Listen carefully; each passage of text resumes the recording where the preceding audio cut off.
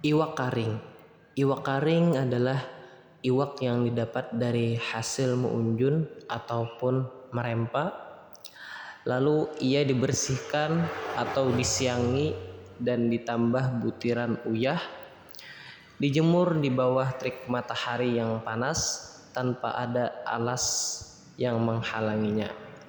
Sedangkan mandai adalah ia berasal dari tiwadak atau cempedak bagian kulit dalam, lalu diawetkan dengan larutan uyah sehingga terciptalah cita rasa yang sempurna. Dimasak dan dihidangkan dengan nasi yang masih hangat, maka akan membuat selera makanmu akan jauh lebih meningkat.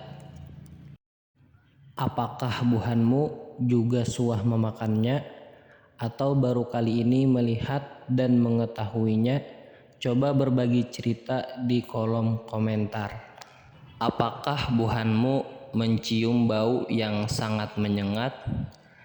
Ya, bau itu berasal dari mandai yang barusan aku masak dan sudah hampir masak. Baunya sungguh membuat perut semakin bergelorok dan ingin sesegera mungkin untuk menyantapnya. Dan karena iwak karing dan mandainya sudah masak, mungkin cukup sampai di sini cerita yang kita buat. Karena nasi dan iwak karing berpadu dengan mandai, baunya sudah semakin membuat perut bergelorok.